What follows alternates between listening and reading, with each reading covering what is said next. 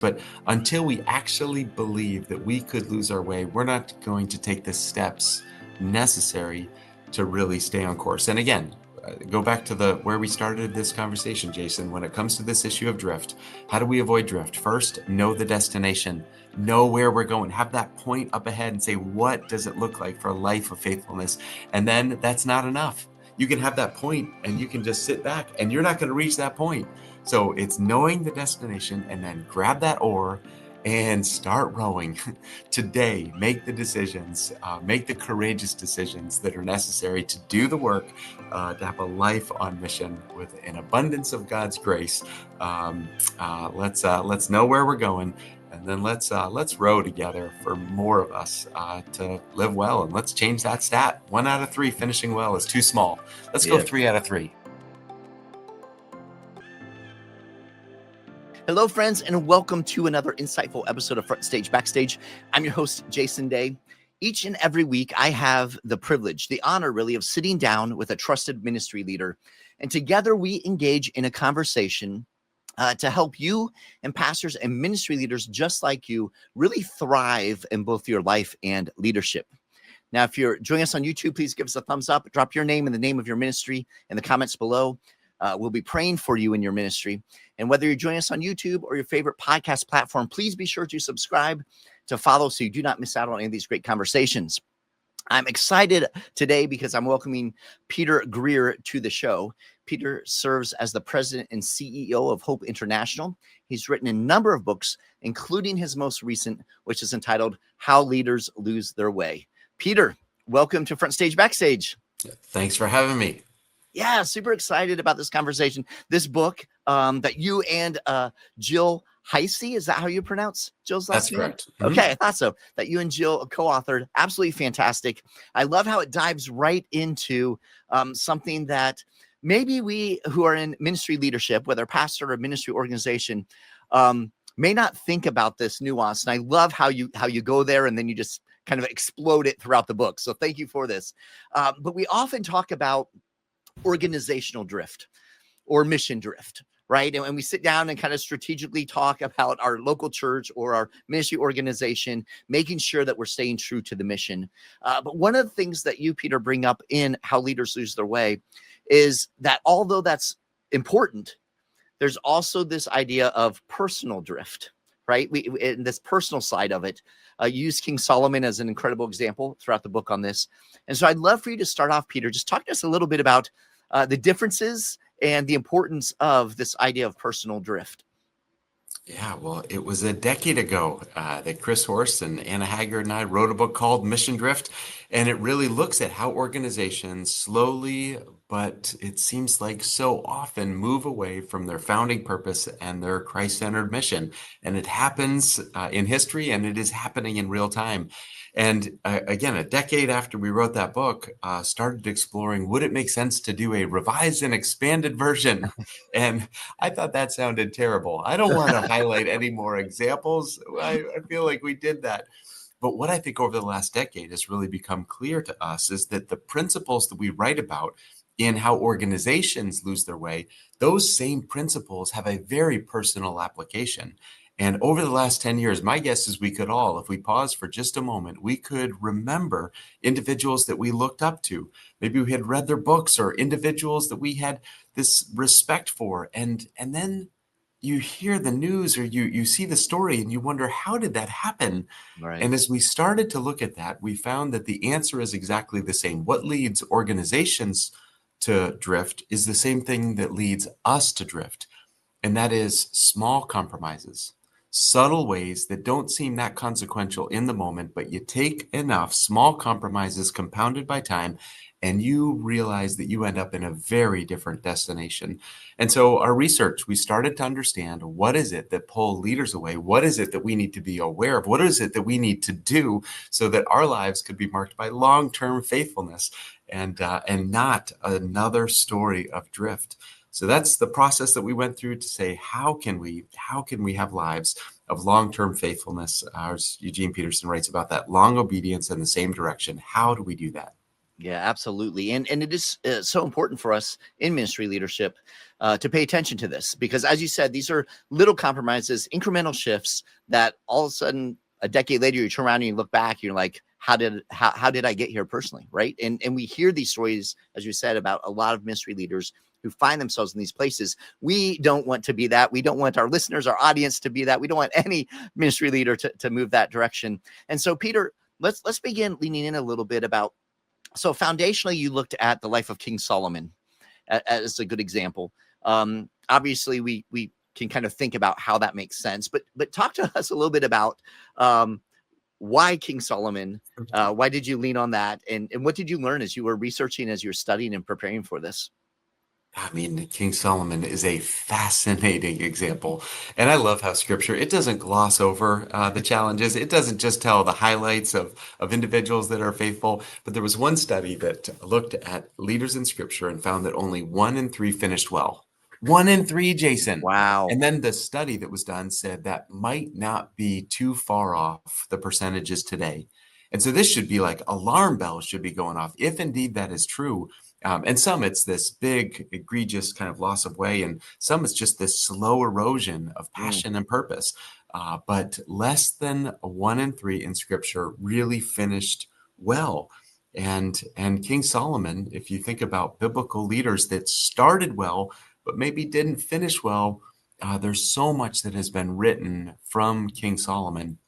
And so we know that he was given a mission by his father David, and his father David knew a thing or two about drifting from mission. And he says, remember, like he literally pleads with his son, follow God, keep his commands. And then we see Solomon started out so beautifully, started out with this incredible invitation that God says, what would you like?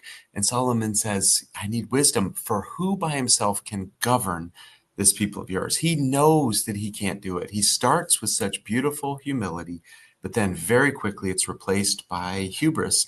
And then that leads to inevitably a series of colossally bad decisions. But what I found so interesting in the example of King Solomon is that we can read the words that he wrote in the book of Proverbs, and then we can compare that to the life that he lived, and we can say, Solomon, you knew it. You just didn't do it. And again, this is not to critique King Solomon. This is to explore our own hearts and to say, how often do we know things, but yet not do them in our life? And so, again, the story of King Solomon, it's from a long time ago, but there is so much modern relevance with what pulled him off mission and what I believe is right there pulling me off mission too.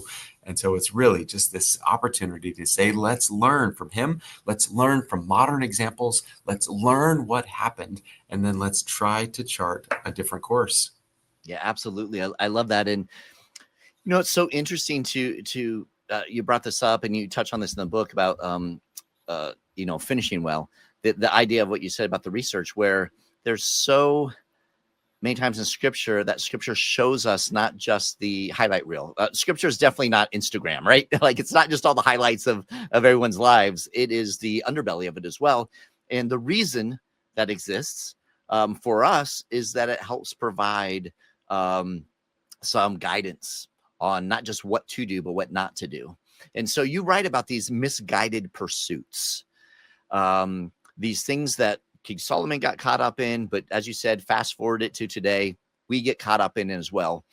Peter, share, what are some of those challenging pursuits that are misguided and can, again, incrementally get us off course?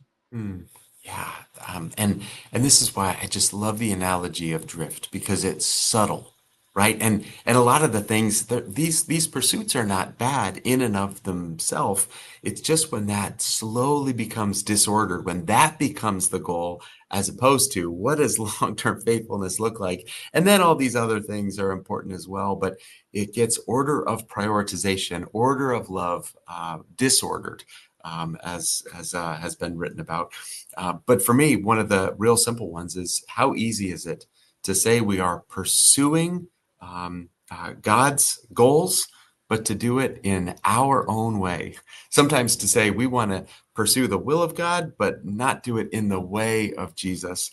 And again, we see this. He had this noble goal. He was given this mandate to build the temple.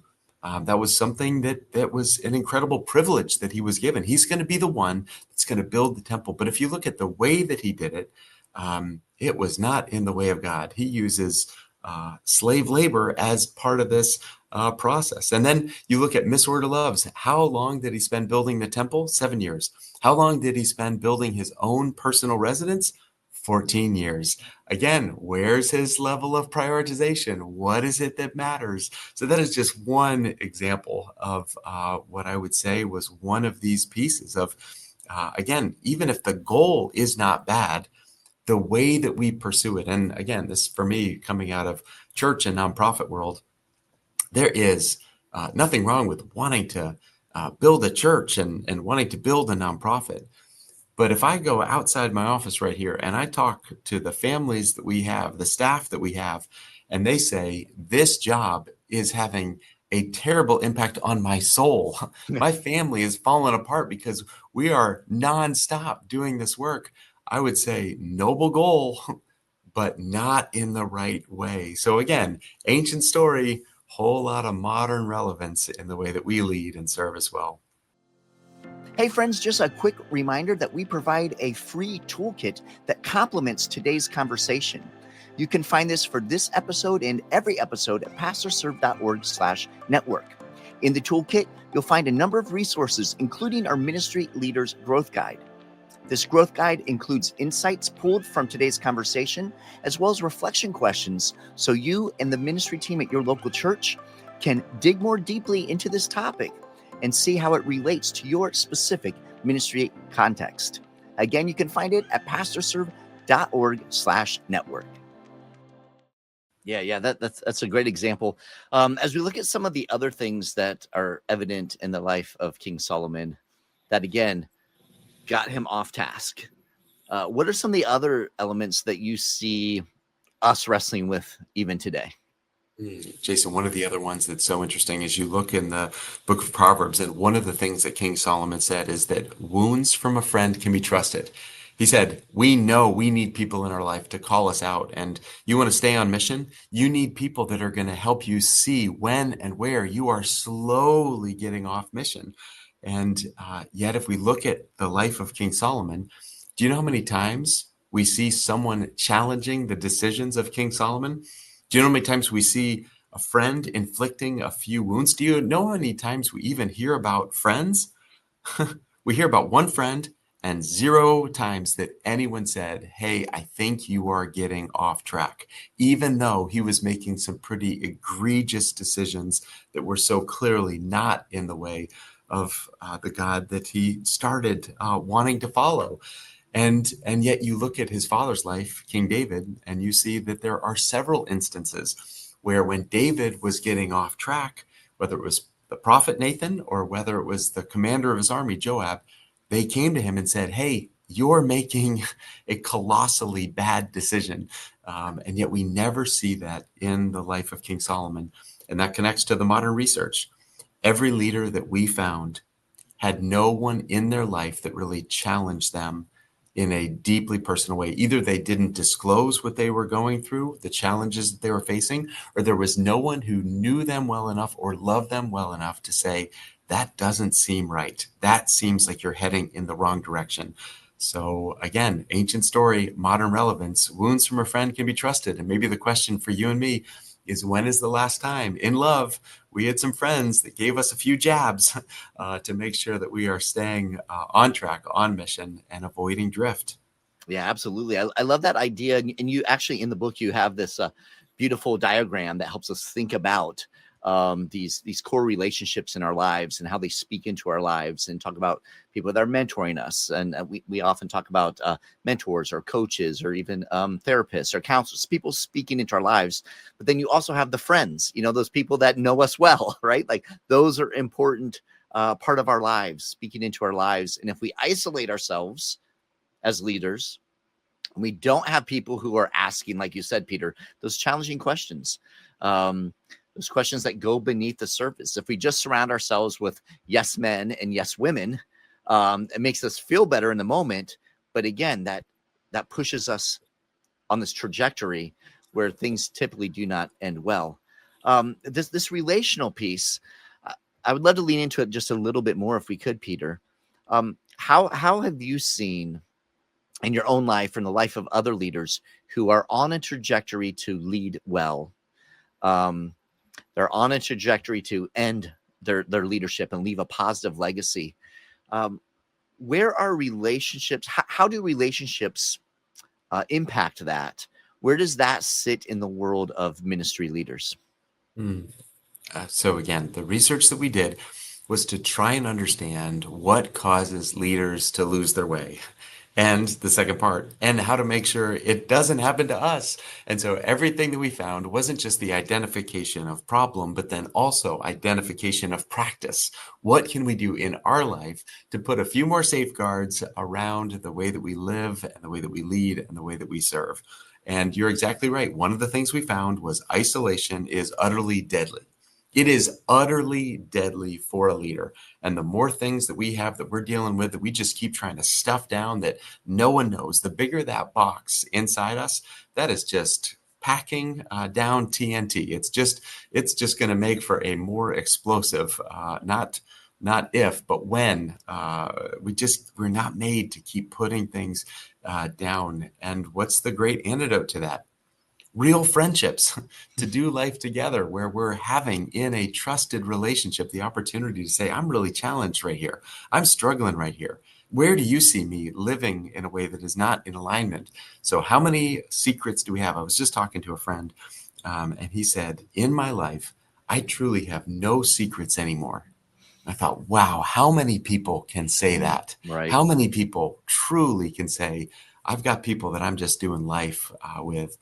And so that's a real practical way. And so then the practices, as you referenced, this idea of constellation mentoring.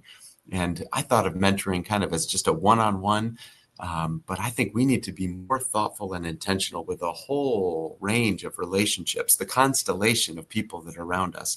And so if anyone wants to see a copy of what that looks like, you can go to the website, howleaderslosetheirway.com, and it's a free download. But to me, it's been so helpful that every January I look at that. I look at the relationships in my life. Who are the mentors? Who are the people? And not just the people, but what is the specific area that I want to learn and grow in relationship with them? And then we look at the core four. Who are those core four people? And that's kind of a reference to my friend Pierre when I was living in Rwanda. He said, everyone in rural Rwanda knows that they need 4 core friends. I was like, that's very specific. Why 4? And he said, that's how many people it takes to carry a stretcher. He said, everyone knows you need your core 4. And then the people that we're pouring into, who is it that we are, whatever stage of life, who are we pouring into? And that's good for them and it's good for us. And then also, who are the people that are on our prayer team? Who are our prayer partners that actually are invited to know and pray about the things that are going on in our life? So for me, it's about 20 relationships that are down on paper in this constellation, and it has been transformational for me to avoid the isolation that is so deadly and to do life in relationship with others. I love that. Absolutely love that. Great resource. And we will have that linked to the toolkit for this episode that you can find at pastorserve.org/network. For those of you who are listening or watching along with links to Peter's book, How Leaders Lose Their Way, and other resources. But as we're looking at this, Peter, one of the questions I have as I was reading through the book, and I think it'll be helpful for us here, is if a pastor or ministry leader is watching or listening to this conversation, what can they do right now to check, am I on course or am I drifting? Like what is the action they can take now to kind of get their bearings to see maybe how much they're drifting, so they can know what steps, what are some of these practices that you share in the book that I can begin to engage in?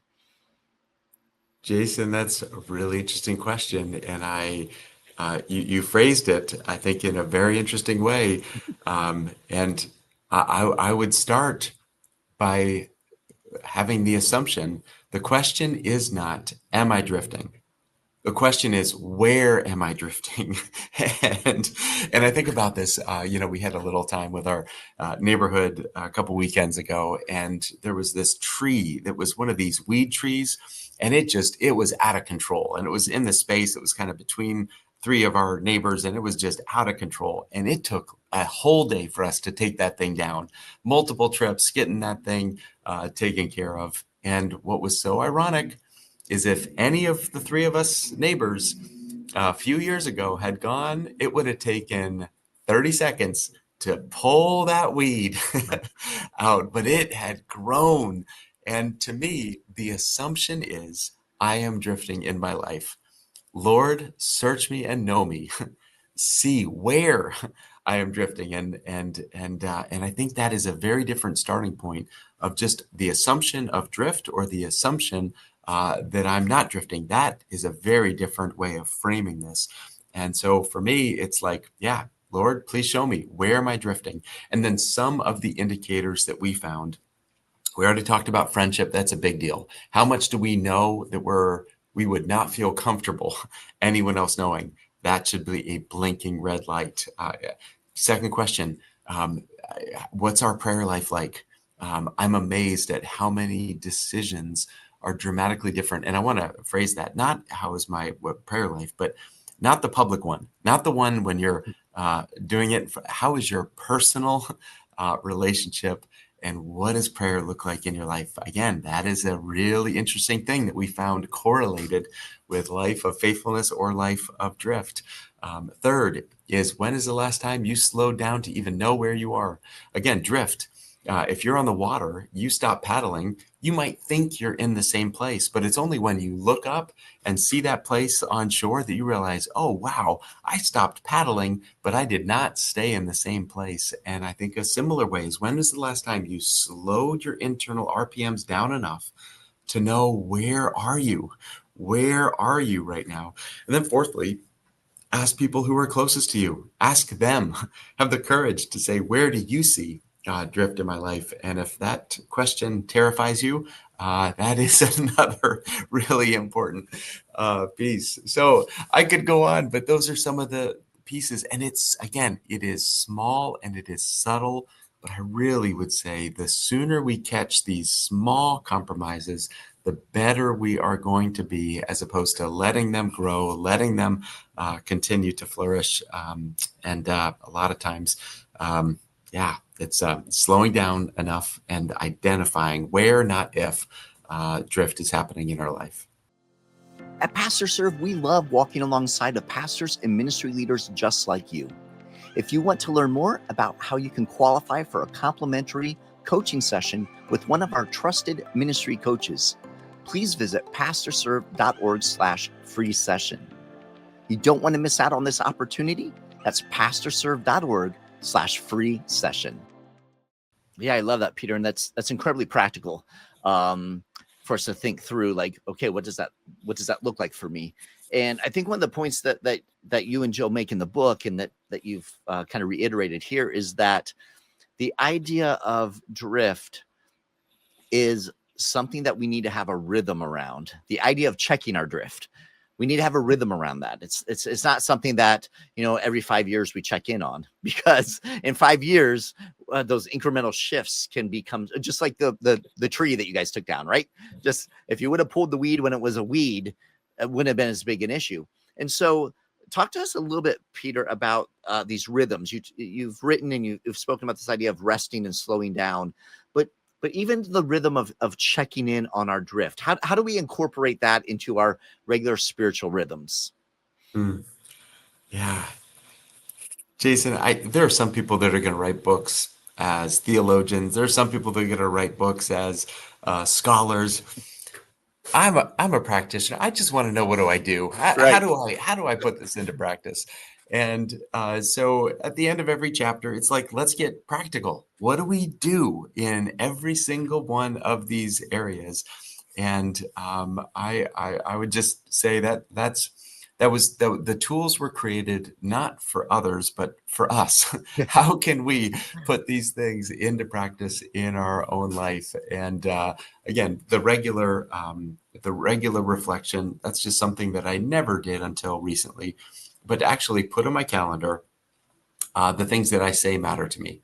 And one of the things that I say matters to me is an extended time to slow down. And I never fasted in my life either. That was not part of my practice. Mhm. But there's something about the food and the soul that I don't understand. Again, I'll leave that for other people. But putting it into practice has been really interesting, and having a time to slow down. So that is one practice that I think is in alignment with this idea to say, search me and know me. There's no secrets with God, but we can do a great job fooling ourselves. So slowing down and trying to figure out where it is. But Jason, you've been asking me so many great questions. How do you in your life identify drift, and what does this look like for you?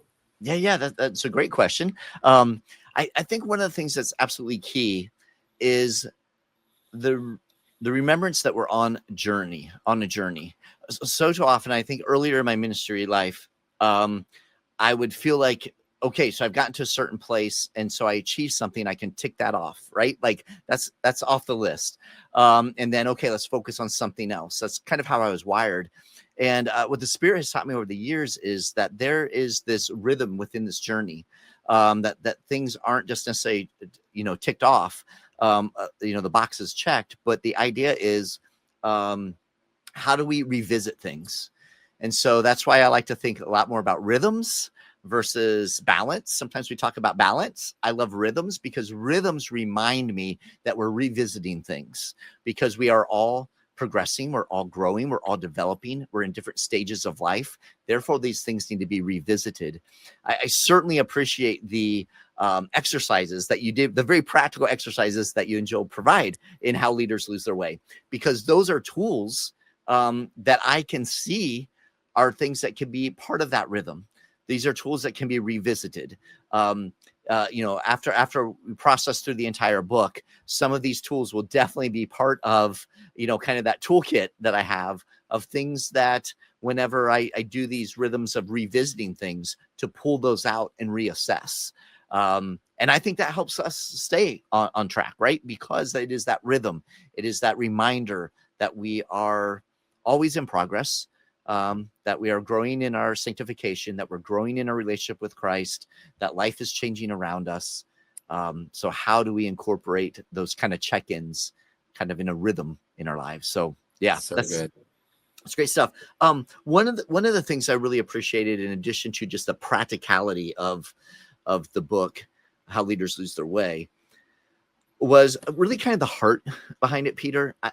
You really, as you read through it, you sense that, as practical as it is, there is this desire to see God's people live well, to lead well, to finish well. I mean, that's there's this this heartbeat within the book.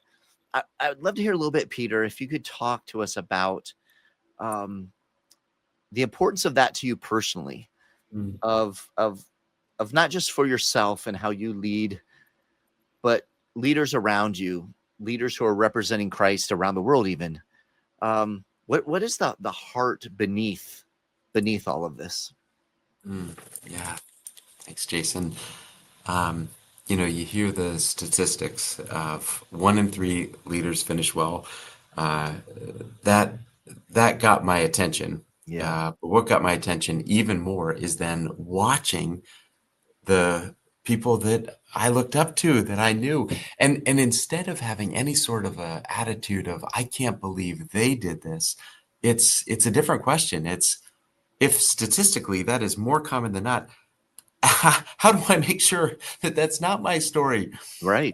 And you hear these stories and you watch the impact, and it's not just on the individual. It's not just the loss of credibility and trust and all that. You watch at what happens to those people that are closest to them.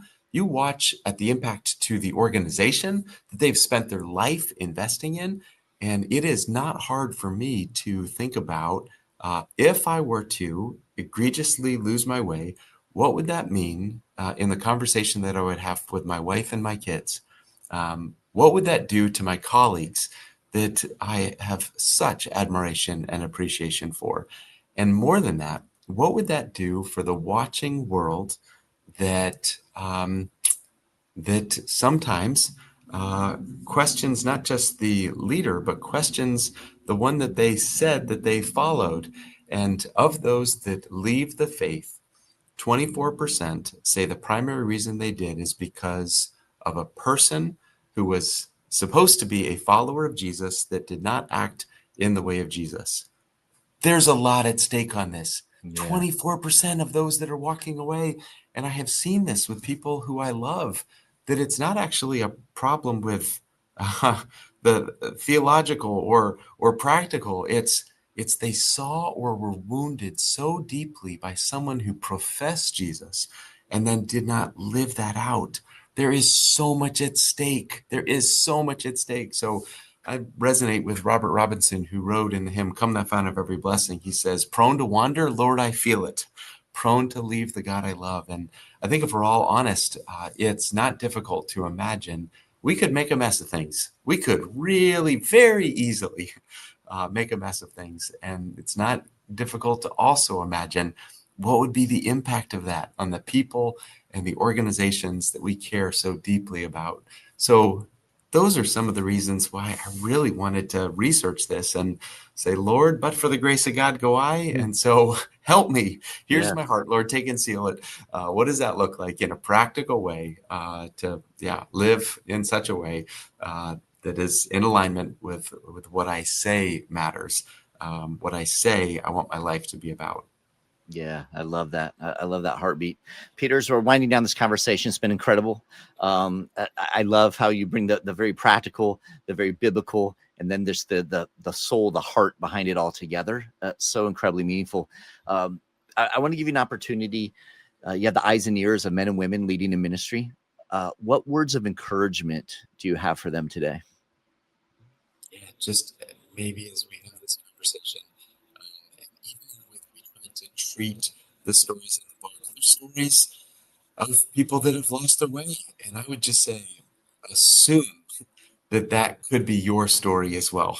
Like, assume, don't think that there's any invincibility. Don't think that there's any exceptionalism.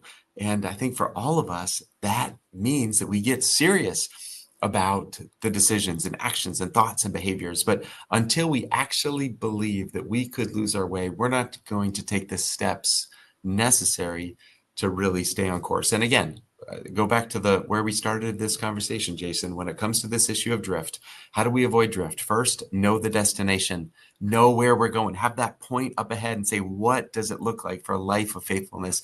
And then that's not enough. You can have that point and you can just sit back and you're not going to reach that point.